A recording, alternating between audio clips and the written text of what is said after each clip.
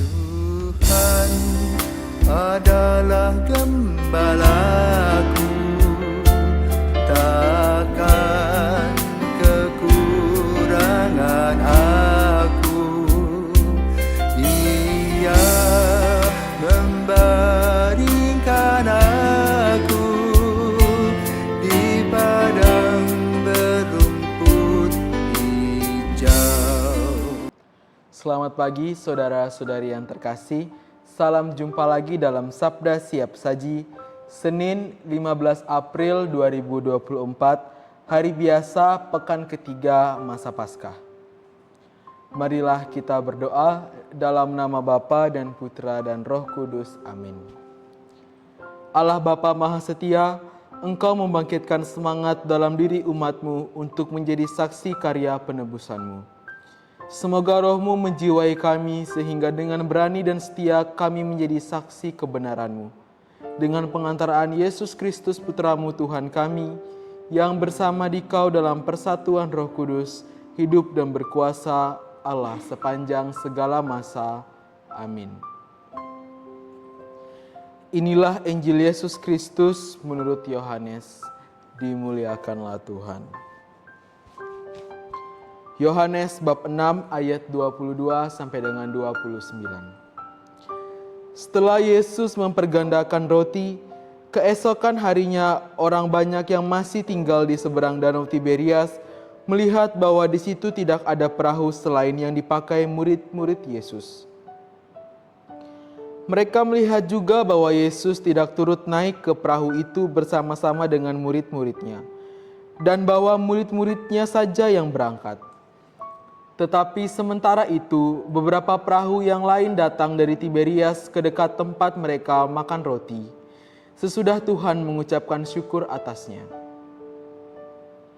Ketika orang banyak melihat bahwa Yesus tidak ada di situ dan murid-muridnya juga tidak, mereka naik ke perahu-perahu itu lalu berangkat ke Kapernaum untuk mencari Yesus. Ketika orang banyak menemukan Yesus di seberang laut itu, mereka berkata kepadanya, "Rabi, bila manakah engkau di sini?" Yesus menjawab, "Aku berkata kepadamu, sesungguhnya kamu mencari aku bukan karena kamu telah melihat tanda-tanda, melainkan karena kamu telah makan roti itu dan kamu kenyang. Bekerjalah bukan untuk makanan yang akan dapat binasa, melainkan untuk makanan yang bertahan sampai kepada hidup yang kekal, yang akan diberikan Anak Manusia kepadamu. Sebab dialah yang disahkan oleh Bapa Allah dengan materainya." Lalu kata mereka kepadanya, "Apakah yang harus kami perbuat supaya kami mengerjakan pekerjaan yang dikehendaki Allah?" Jawab Yesus kepada mereka, "Inilah pekerjaan yang dikehendaki Allah, yaitu hendaklah kamu percaya kepada Dia yang telah diutus Allah." Demikianlah sabda Tuhan, terpujilah Kristus. Baik, saudara-saudari yang terkasih, selamat pagi para pirsawan. Injil pada hari ini menceritakan bagaimana Yesus yang mempergandakan roti.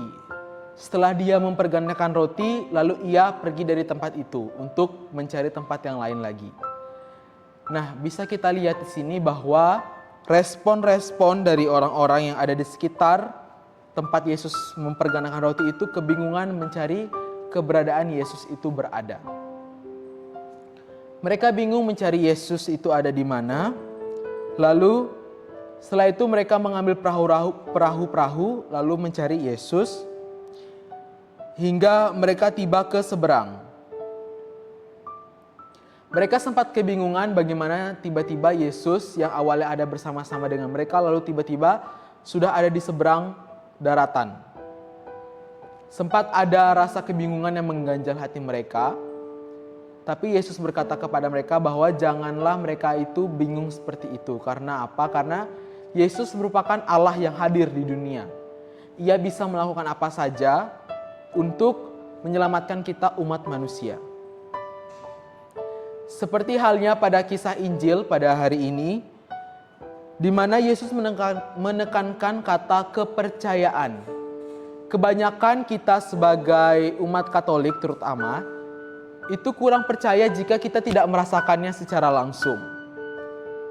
Jika kita tidak melihat, jika kita tidak merasakan, kita tidak akan percaya bahwa kuasa Allah itu benar-benar hadir pada diri kita.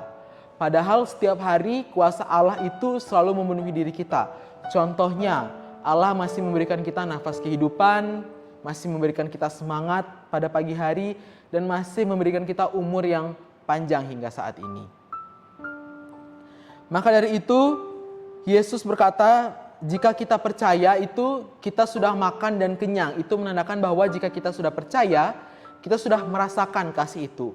Tetapi jika kita belum kenyang, jika kita belum makan, mau seberapa besar pun kuasa Yesus, pasti kita tidak akan merasakannya.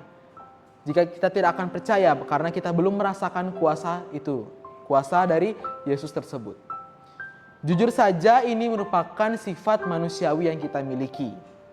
Tapi Yesus ingin mengajak kita bahwa kita harus menumbuhkan rasa kepercayaan itu dari dalam diri kita. Jangan sampai baru kita merasakan, baru kita melihat, itu baru kita percaya. Cobalah percaya kepada kasih Kristus dari dalam diri kita melalui hal-hal kecil. Misalkan tadi yang seperti sudah saya sebutkan, seperti nafas kehidupan, umur, keluarga, dan lain-lain. Itu merupakan contoh rahmat Tuhan yang kita tidak sadar bahwa itu terus mengalir dalam kehidupan kita sendiri. Yesus juga mengajak kita bahwa kita sebagai umat Katolik itu harus bekerja bukan untuk makanan duniawi, melainkan untuk makanan surgawi, yang artinya janganlah kita memumpuk harta kita banyak-banyak. Karena harta itu tidak dibawa mati, melainkan yang dibawa mati adalah amal kita, rasa ikhlas kita, serta iman kita. Marilah dari sekarang kita bekerja untuk memanen di ladang Tuhan, menuai firman Tuhan, supaya kelak saat kita dipanggil oleh Tuhan, kita bisa menyerahkan semua amal bakti kita, sehingga kita bisa berkumpul bersamanya dalam kehidupan abadi di surga. Sekian dan selamat pagi untuk kita semua.